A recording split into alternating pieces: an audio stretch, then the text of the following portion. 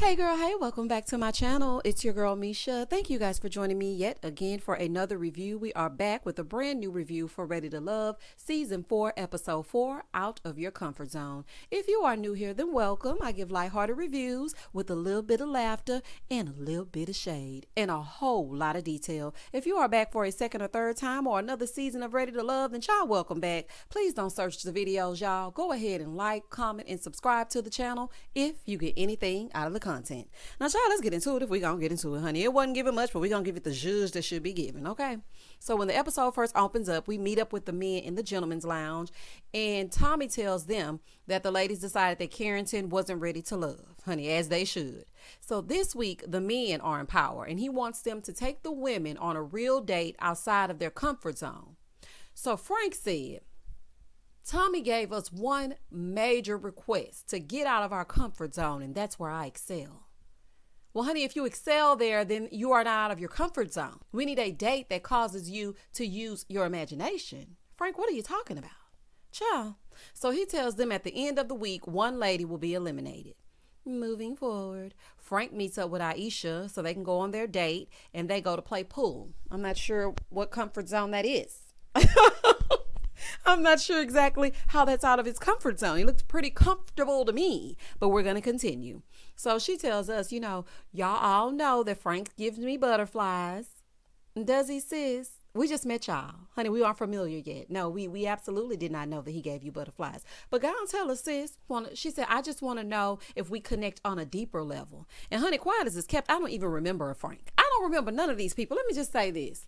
This season, no one is sticking to me. You know how you just know a cast, like by the 4th or the 5th episode, you're like, oh, that's Tyrone, that's this person, that's that person. Everybody is one person to me. It's so many C's and Courtney, Camelia's, Kimmy, Connie. It's just so much. It's too much. It's just too much. Honey, I'm totally confused. But if Aisha says she like Frank, then Aisha like Frank, child. Let's continue. So Frank tells us that he actually likes Aisha, and he's telling her before they play pool that she is his first connection, and he admires her, especially her being a mom. He knows that her kids are 13 and 15, so she's right in there, and that's one of the things that he admires about her. And let me just say this. I really appreciate Frank pouring into her instead of her thirsting behind him like she's in the Sahara Desert. Because, baby, that's what they like to do on Ready to Love. The women, they pour out these compliments and they fiend and fawn over these men, and the men give them the bare minimum. So I'm happy to see a man actually say, listen, I like you. This is what I like about you. And let's get into it if we're going to get into it. I like that. I just hope it ain't game, okay? Because Frank... something about you is a little off, honey. I don't know what it is. I can't quite put my finger on it, but something is off. So then they hop in the photo booth to take some pictures. They start getting a little flirty, honey. Then they close the curtain and whatnot. I'm like, Aisha, don't start that. Girl, you better not get that boy none of your cookies in that photo booth. I'm watching you. Moving forward, Tyrone and Carrie go sit down to talk. For what? I'm not actually sure. There's no need for the closure of it all because y'all just got here. Like, why do y'all need to sit down and talk? Sis, just keep it pushing. Anybody worried about him? So she comes up, hey girl, and he's like, yeah, so we need to discuss the elephant in the room. Then after that, I feel like it'll be smooth. He said, I like you. You showed me general interest, but I want to address the aggressiveness. Sis said, come again? Carrie, he said you were too aggressive with it. Honey, I don't like that. Why the black woman got to be aggressive? Okay, I mean, she does come across as, a pick-me-sha, a little bit on the parched side, but she is not aggressive. Come on now. So she said, yeah, let's address that. The aggressiveness. He said, well, at the mixer at the end, I was getting someone else's number and I saw you kind of cut your eyes, and it was a little bit of body language and some disappointment. And I started to notice some things about you and how you show your feelings, and it made me uncomfortable. Sir, just say you like somebody else. This is some bull, okay? Because they rolled the tape back and she was not in the slightest cutting her eyes at you or anything. She actually smiled. Sir, ain't nobody fiending for you like Jodeci. You got me fiending. Boy, shut up. You little shifty-eyed character. So this shifty-eyed dude actually said that she was aggressive. Someone doesn't know the meaning of words, okay? Because she was definitely not aggressive. This shows something is wrong with him right here. Girl, please thank the Lord. He saw whatever in you that he saw, honey, whatever aggression that he's claiming he saw and whatever it was. Let that imaginary thing be the thing that makes you shout, honey, because you don't have to deal with Tyrone. Child, a fool. Major pain, ain't nobody checking for you like that. Boy, goodbye. She said, well, I don't like the word aggressive. I showed interest in you. Honey, he ain't used to that, child. Somebody that showed more than one person that said hello to him this year, and now he think he's some, child. Goodbye. She said, I knew that I liked you, and I gave you my number just like she gave you her number. She said, I didn't think anything of it because I actually knew that she liked you, and I was actually smiling. He said, well, then you texted me after the date and asked me at 12:30 a.m. if I was still interested. Now, Carrie, honey, I told you that you were coming across a bit too eager at that mixer. I saw it. Because every man that came up, you were like, ooh, oh my gosh, ooh, child, I'm about to pass out. You can't do all of that, honey. To give them absolutely nothing until it's time to give them something. You got to leave a little bit of mystery. But ain't no way I'm texting the likes of Tyrone, asking him if he's still interested. It ain't no way. He's like, I saw it the next morning and I don't have the answer for you first thing in the morning. Okay. Tyrone, no matter what time you saw it, sweetheart, you didn't have to respond right away. Nobody told you to yawn, get your stretch on, drink your Folgers cup of coffee, eat your Wheaties, and then text her back. You could have waited until a little bit later. Child, nobody cares about you texting them with your answer right away. All of this is just some bull because you didn't really like Carrie. Just say, hey, it was something about you that I just was not feeling. And I was, I just had a bit of a connection more with someone else. Like, grow up. The last thing I'm going to do is let you shame me on TV. Honey, I would have gotten right on up and walked right away. Do y'all hear me? I would have said, okay, well, thank you, Tyrone. Okay, thank you. Okay, thank you for actually meeting with me. I've got all that I need. And, yeah, take care. I would have walked right on away. Charlie, it ain't no way. He's like, there's no good time to say I like people other than you. She said you could have told me that morning. He said, I'm trying to find out what I did or said that was wrong. She said, again, it was the way that you handled it. I feel like it was mishandled. Why are we having a sit-down conversation like we are a couple? I don't care how you handled it. You told her you didn't want to deal with me? Dust. Okay? As far as I'm concerned, Tyrone who? I said, what now? Oh, okay. I ain't never met nobody named Tyrone. The only Tyrone I know is from Erykah Badu's song, honey. I think you better call Tyrone. Call him. That's the only Tyrone I know, honey.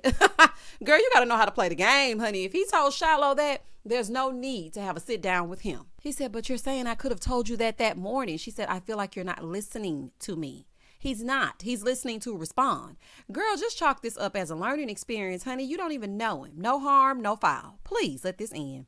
Moving forward. She said, I'm not about to let him pin this on me. I'm not angry or aggressive. I wasn't calling him every minute. I wasn't begging him to take me out. I'm not thirsty. Okay. Child, if you say so, honey, if you say so. She's like, I'm not begging for his time. Well, honey, he's saying that you were begging for his time. He's acting like you're one of his fans and you've been calling him nonstop. Somebody has a false sense of reality, child. But why ask him that? His actions will show you, and also a man that's interested in you will make sure that you know it. So that's your answer right there. If you have to ask if he's interested, he's not interested. Okay? Moving forward. She said, I'm just glad these characteristics came out now so that I can shift my focus. Yes, ma'am. Honey, there's a lot of other bald, less shifty-eyed men on this show. I told y'all, honey, them military men always looking for the ops. Poor girl was just trying to make a connection. It's a fool.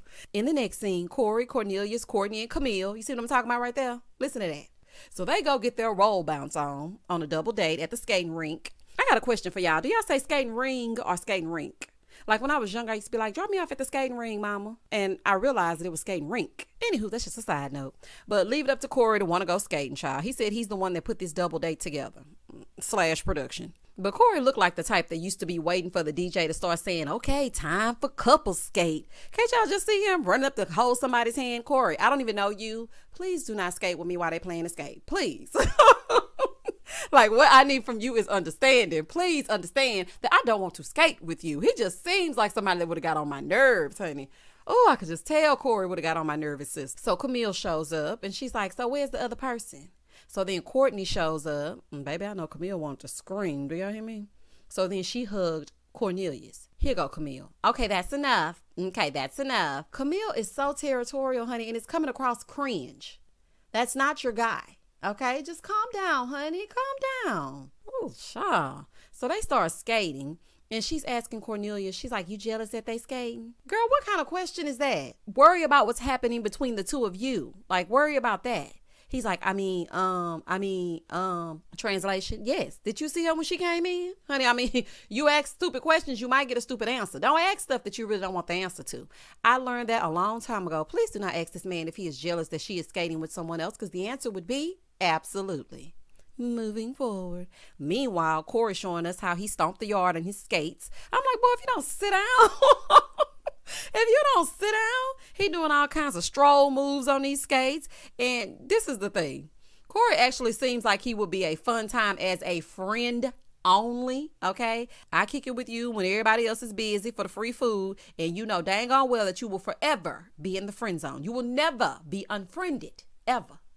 But he does seem like somebody that you can call and be like, Corey, what you doing? Are you on a date? Okay, well, just leave it there for a second. I need you to come with me. I need to take this car to the shop. Or he seems like that kind of guy, but I would never look at him twice for a date. Oh, no, thank you. So Courtney said, he's a Kappa. Is he? Now, listen, I love me a Nuke, but nope.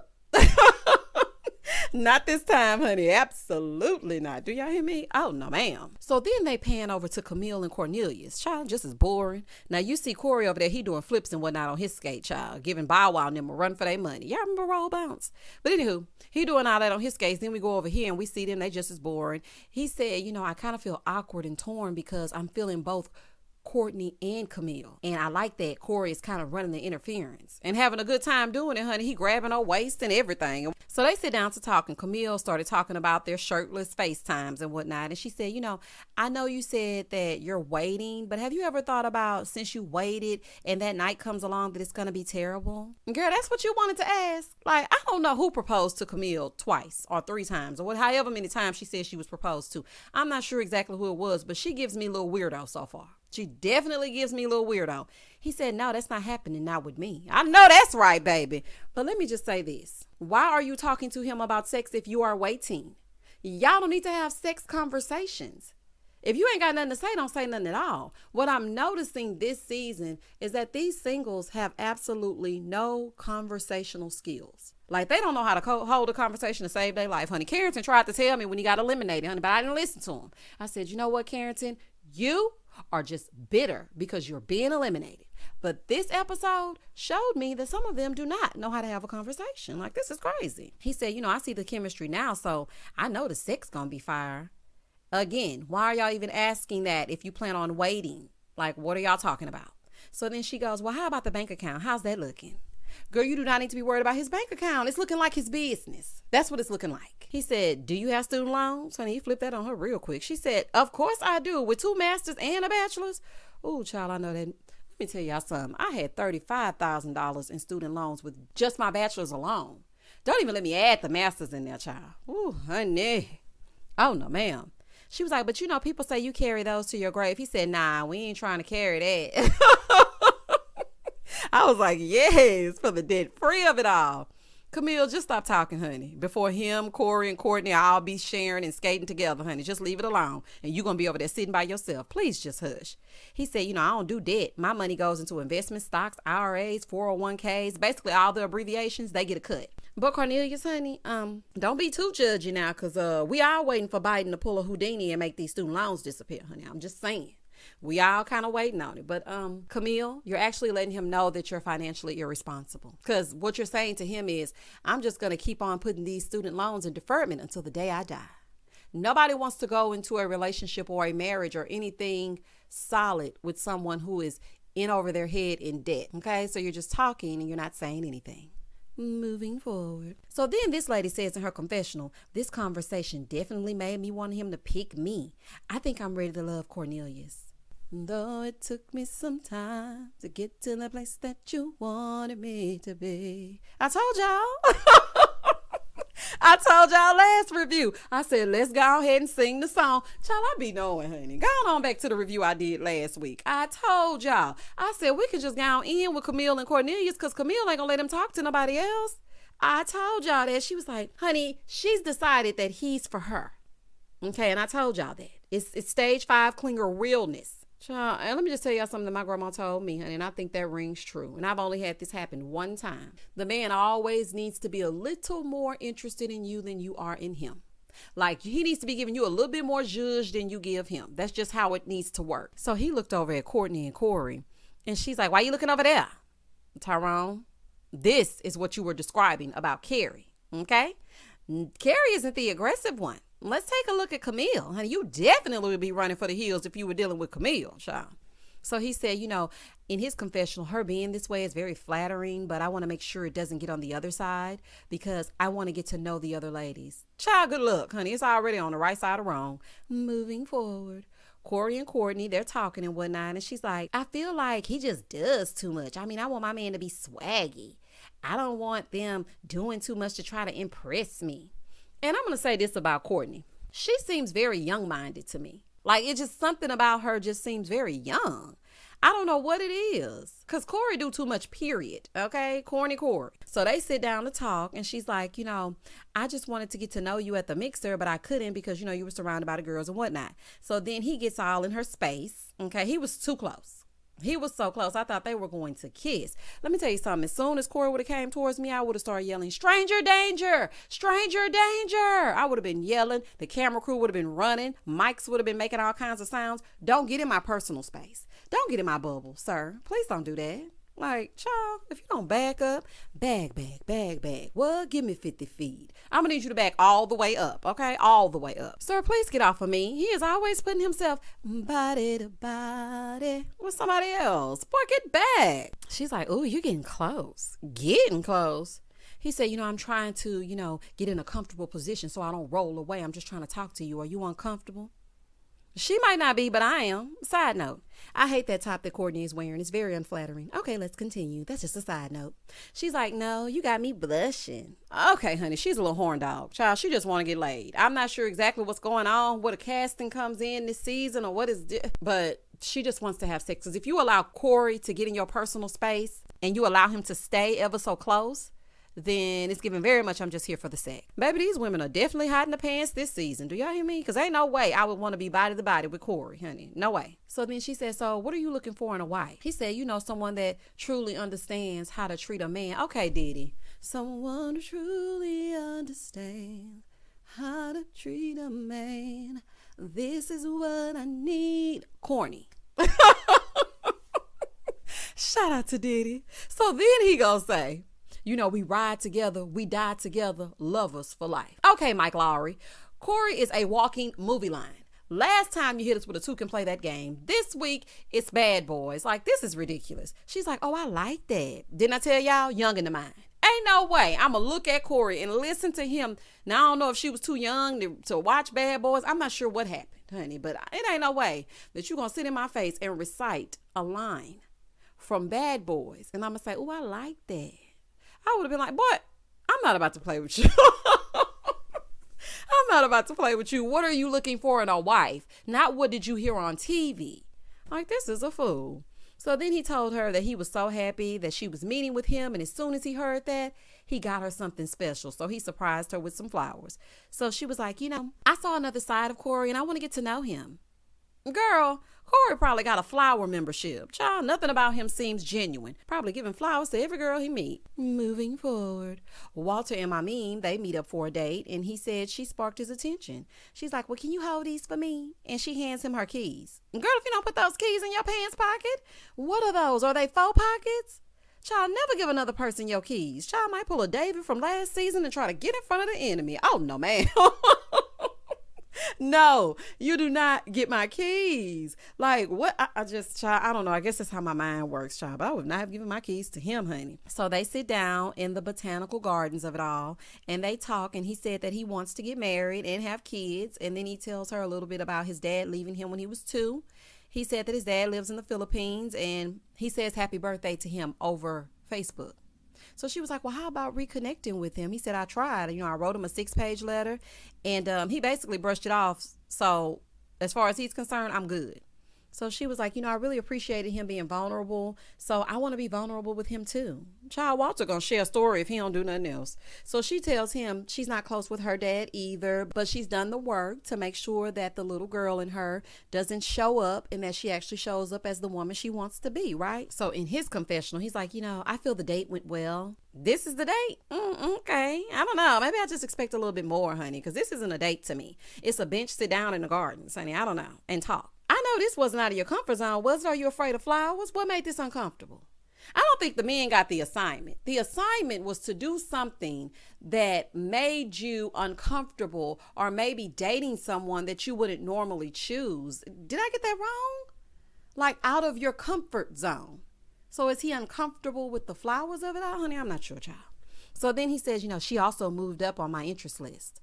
Child, Walter loved to sit down somewhere with somebody, share his past traumas, and move women right on up the list. He did the same thing with Sabrina. I got my eye on Walter. I don't know if I totally trust him. It's just something, I don't know. It's giving me something. I don't know what it is, but something ain't right. She said, after this date, I want to continue to connect.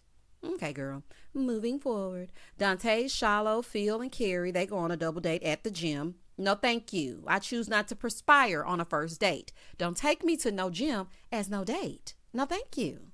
So Carrie is like, come on, Shiloh, let's do these stretches. Now, she know exactly what she doing. All that downward facing dog. Stop trying so hard, Carrie. Stop it. Just stop it. You're a beautiful lady. Just be you. Sit in you. Okay? Sit in your personality. Like, you don't have to do something to be seen. I'm not sure exactly what's happening here. So Carrie looks at Dante and she's like, I expect to be burning and sore tomorrow. Here he go.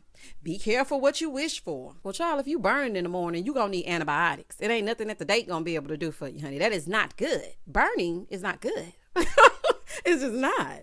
Carrie is a thirst bucket, honey. A thirst bucket. I'm sorry. The whole time she's like, ooh, I see you. Oh, yes, see, Dante, he gave me the heaviest ones to pull, the resistant bands. He's trying to play with me a little bit. No, he doesn't like you. So therefore, he wants you to stretch and pull something so you can get wheeled on up out of here so he can get to what he really wants to. And Dante, you're giving me absolutely nothing. I think they should send you home next week. I haven't heard anybody mention you. I haven't heard you mention anybody. And when you were in the gentleman's lounge, nephew Tommy didn't even ask who you were feeling or not feeling. Something about you ain't right. Child, a whole cast. Throw the whole cast away. Throw them all away, child. Getting on my nerves. So Shiloh and Phil, they go aside to talk, and they actually look really nice together. I do think aesthetically they're pleasing.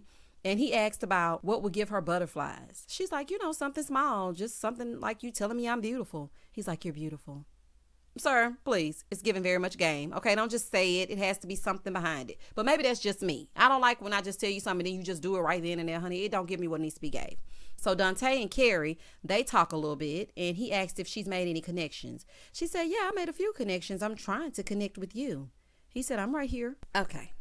He's not interested, Carrie. That's what I used to tell my son when he would cry for me to pick him up. I would say, it's okay. I'm right here. I'm right here. Whole time. I ain't never picking him up. Child, I was tired of holding him. That's exactly what Dante is giving Carrie. I don't want to pick you up, okay? I'm not biting. Child, not I'm right here. She said, are you? She said, I don't get the vibe that he's interested in me, but I want to dig a little deeper to see if there's going to be a connection. Ma'am, there's nothing there. But child, set yourself off, honey. I can't keep doing this with Carrie, honey. Just go set yourself off. So she asked him if he made any connections. He said, yeah, I have. She said, so what do you like? Do you want me? Oh my gosh. Carrie, stop, honey. It's painful. I'm getting very embarrassed for you. Please stop it. So they continued to talk, but their conversation was like pulling teeth. It was so awkward. And she was like, yeah, so, I don't really have any more questions. Yeah, no. Okay. You could tell that he was just not there. And he was like, I'm on the fence about Carrie. The conversation didn't flow like it does with the other ladies. And in my opinion, Carrie probably going home. In the next scene, Shiloh and Phil, they're still being sensual and whatnot, as she likes to say. And she's talking about the type of PDA she likes. She's like, I like subtle PDA and this. And then she gave a little bit of an example. And she was like, I also like to spoil my man and I want the same in return. So Phil was like, yeah, actually Shiloh, she's been elevated. Okay, these people go on a half a date. Then they sit in a confessional and say, They're moving up the totem pole. I think she's high up on the list. He said hello to me this morning, so he's definitely in my top 3. Like, oh my God, it's the desperation of it all. Moving forward, Naeem and Zadia go to craft some drinks. It's a nice vibe, a nice setting. I like the mood lighting and whatnot. And on the other side, Tasia and Frank, they're out. And he's making her a signature drink because that's what he does. Frank, he said, out of your comfort zone. Baby, Frank was shimmying and shaking them shoulders. Wait a minute, y'all. When I tell y'all, I thought he was going to pull them shoulder muscles. Child, that boy was bankhead bouncing all over that drink. Do y'all hear me? I said, oh, honey, this is too much. So Tasia said Frank wasn't in her connections, but she wants to get to know him. Over on the other side, Naeem and Zadia, they're talking, and she asked what his friends would say about him. He said they would say he's about taking care of his woman. She said, well, do you spoil your woman? He said, yeah, with my love and affection. Okay, so you're cheap. Okay, that's what that was giving me. She said, sometimes there's more to it. Because, child, she was trying to let him know, honey, I like those Balenciagas, the ones that look like socks, honey. She was just trying to let him know, child, you're going to have to do something a little bit more than that. She was like, but that's okay. I spoil myself, honey. Let him know, honey, if you want it, you get it. So he said, oh, okay. He said, so how do you do that? She said, what I want, I get. I know that's real. He said, I'm willing to compromise to put a smile on your face. And I'm learning that she knows herself and she knows exactly what she wants. So he's telling her that he's feeling her, but he wants her to know that he's also getting to know other people. And this is what I see. The men are letting it be known, I'm going to see who else I vibe with. The women, on the other hand, seem to just be latching on. Let me just tell y'all something, honey. If the chase ain't mutual, then you need to change directions, okay? Don't put all your eggs in one ball-bearded basket, because this is a fool, okay? Moving forward, Frank and Tasia are over there talking like they're in an interview. I'm like, these two definitely ain't vibing. If Tommy didn't tell them to take all the women out, it's no way that these two will be on a date. So she's running down her resume and her accolades, and let me just say this. I stand an accomplished entrepreneurial queen. I love it. But honey, he doesn't want to hear your LinkedIn profile. Like, where's the zhuzh? Where's the personal side of you? We got the professional. We got it. You're a strong woman doing it for yourself. We love to see it. You're not saying anything outside of that. He said, I'm trying to get to know her, but it's all about her profession. He's like, yeah, I'm really getting a weird vibe. Child, he looks so checked out. Child, let's move on. He was like, I wanted to know more about her. Like, who are your friends? Like, what do you do for fun? Child, Tasia was giving him absolutely nothing. Do y'all hear me? In the next scene, they get to the gentleman's lounge for the sit down. Nephew Tommy asked about any potential suitors and any connections. He's like, y'all know I'm going to start with Corey. Oh, why, child? He connected to everybody. You could have skipped him. So Corey said that he's been feeling my memes since day one, but Courtney is the dark horse. And child, when I tell y'all Cornelius was cutting his eyes, he was looking like, what? I thought you were running interference. I told you that was a dumb request. Why would you let Corey do anything for you? He said, I know she's been spending time with y'all, so, I brought flowers to let her know my action speaks louder than anyone else's actions. Cornelius looked pissed. Honey, I should have known when she let him get that close. I knew then, honey, that she was going to fly right on up the totem pole. Child, he going to be forgot all about Momine. Tyrone said he's feeling Sabrina and Shiloh, and Shiloh is his number one. He said the more that he talks to her, the more that he likes her. Phil said he was shocked to hear that he was actually feeling Shiloh. I'm shocked to know that Tyrone is even still here. Cornelius says he liked Camille. Tommy said, what is it about Camille? He said, she's curvaceous and all that melanin, but she has a lot of personality as well. And we also have a lot in common. He said the dark horse on my end also will be Courtney. I would be pissed if everybody calling me a dark horse. I mean, can I be somebody's connection and just be your connection? Like, y'all. So Walter said, me and my meme, we stopped to smell the roses. Of course, we know Corey was looking crazy. He said the conversation was just so easy, honey, easy like Sunday morning. Do y'all hear me? Naeem said Zadia. He said they got really close. And I was shocked that Tyrone didn't say Zadia because he actually opened up to her about his PTSD and she was very comforting in that moment. Something wrong with Tyrone. I told y'all, honey, something's wrong with him. Anywho, then nephew Tommy asked who they didn't like. So Frank said Tasia, so did Naeem. And Tyrone said that he had a connection with Carrie, but it fizzled. And so nephew Tommy said, well, what happened? He said, I met someone else. Not you met someone else, child. They put... And again, something is wrong with Tyrone. Cornelia said that he wasn't feeling Sabrina because she doesn't want kids. And I mean, that's understandable. He wants kids. She doesn't want kids. So don't really waste your time. But I don't think that's a reason for her to be eliminated. She's just not your person. Now it's time to eliminate one. So Tasia goes on an elimination date with Cornelius, but they don't know if they're actually being eliminated. And Carrie goes out with Naeem. Cornelia said, "You seem nervous." She's like, "Should I be? Honey, I don't know, sis. I don't know. I really don't." So he tells her that the guys feel that she isn't open and they feel like her wall is up. And he tells her, but the men, they still feel like you're ready to love. She's like, "That's because I am." She got a little attitude, honey. She's like, "The men say I got a wall up, but I'm giving them every alley-oop and layup that I can.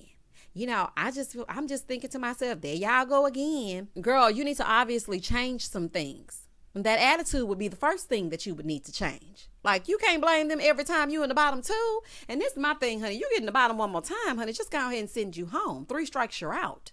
Since we want to use sport analogies and whatnot. Girl, goodbye." Naeem is telling Carrie that the guy said they haven't made a connection, so she's not ready to love. Naeem was so gentlemanly in his approach to Carrie. He said it very lovingly. He didn't make her feel away. He just let her know, listen, the men think that you aren't ready to love. And I really appreciated that about him, and it made me look at him a little different. I'm like, okay, Naeem, you got a soft side to you, honey. Moving forward. So she was very gracious and ladylike, and she said, "I really feel misunderstood." Child, she got up and she got ready to leave. Child, left her clutch and everything. I'm like, girl, don't forget your purse, honey. Try to find any excuse to come on back. Child, they have eliminated you. So go on, get up and get on out. But she did make one last plea for the men out here in TV land to let y'all know she is ready to love. And child, that was the end of the episode. Y'all tell me down below exactly how y'all felt about this episode. I don't know. I'm not making a connection. But y'all know I ain't gonna give up on it, okay? Y'all know I'm gonna see it through to the end because ready to love. They will throw you a curveball in a minute. And next episode, when they have the pool party, there seems to be 2 people being added, and one of them looked like it might have been Joy. The reason why I think it might have been Joy because of the way her hair was, but then again, I might be wrong. But y'all, we're going to get into it as we get into it. Please don't hesitate to like, comment, and subscribe to my channel. And as always, stay safe, stay blessed, spread love, not germs. Peace.